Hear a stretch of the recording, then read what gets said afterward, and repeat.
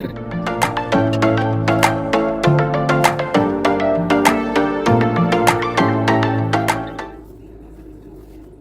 everyone, I'm Anna and this is my home kitchen. In this recipe, I want to share with you my homemade pita bread recipe. Nowadays, it's very easy. You can go and purchase a pita bread in your local bakery or your local superstore. But once you try and make those at home, they're so easy and they're so delicious. It's magical. You will not want to buy them ever again. So, for this recipe, we're going to need 1 tablespoon of dry active yeast, 2 tablespoons of sugar, 2 tablespoons of olive oil, 500 milligrams of unbleached all-purpose flour, 1 teaspoon of salt, and 1.5 cups of lukewarm water. Our first step is to wake up our yeast. We're gonna put our tablespoon of yeast with 2 tablespoons of sugar, because yeast love and thrive on sugar. And I have a 1.5 cups of water, lukewarm water.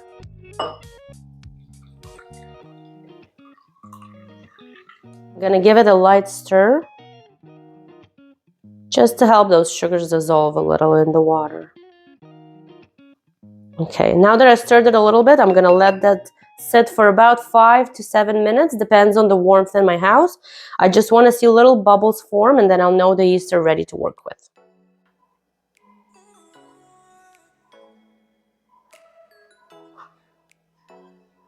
Okay, our yeast are ready to work with. They have woken up. You've seen this beautiful foam that's been built up here. I'm gonna hook my dough hook to my mixer.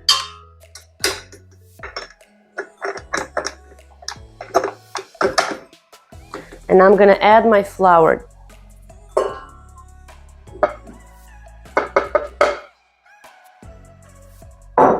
Next is a teaspoon of salt.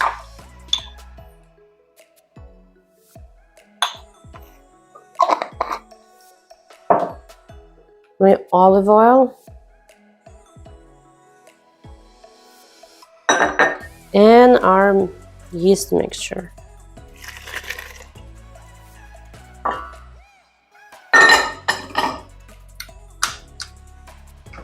We're gonna start on a low speed and move up from there.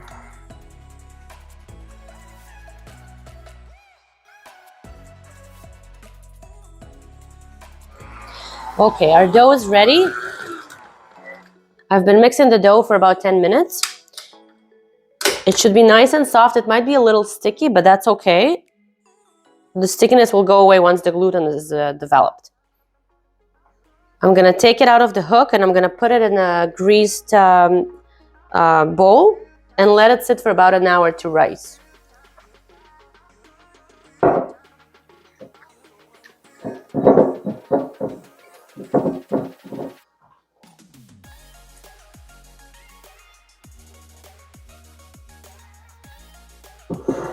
Let's cover the dough and let it rest for 1 hour until it doubles the size.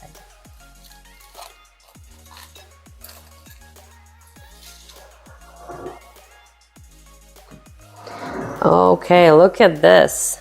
We let our dough rise for 1 hour and it's just beautiful. It's doubled its size, it smells delicious, and it looks great. I'm gonna show you how we're gonna start making and forming our pitas.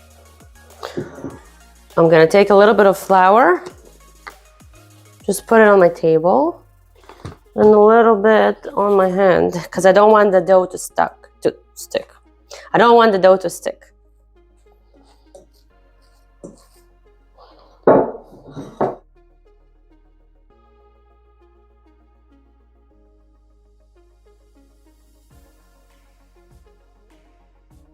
All right, I'm gonna try and create 8 pitas out of this dough because I want my pitas today to be nice, fluffy, but also chunky and meaty. So for this, I'm gonna just slice it in half.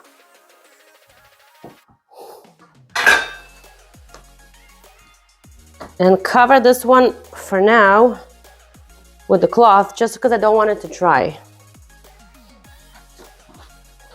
Now out of this piece, we're gonna create 4 pieces, so kind of eye it. You can always use a scale, but I don't know, I love my cooking rustic, so I'm just gonna eye the amount of the dough I need. And that gives me around, I would say, 2 pieces.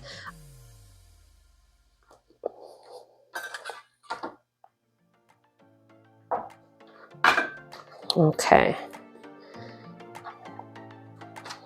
I'm gonna do the same thing with the other part of my dough.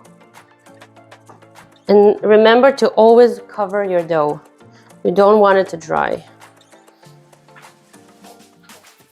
And same thing, cut it in half. Cut the half and another half.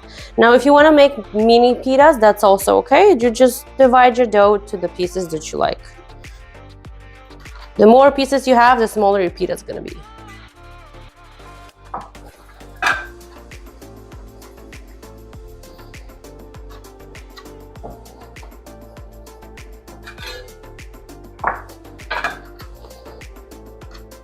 Okay.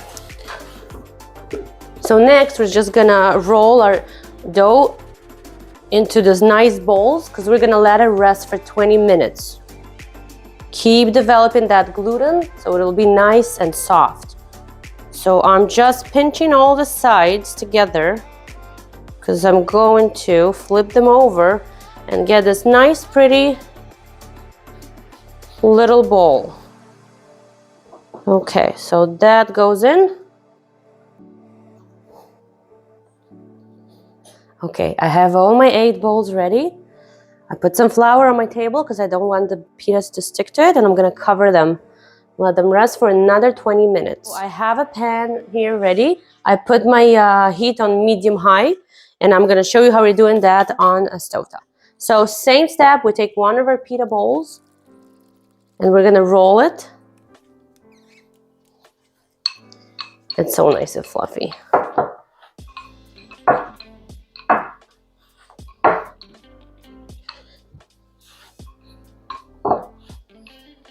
Okay, I'm just gonna put my pita on a dry pan. It's hot and we don't need any oil. And be careful.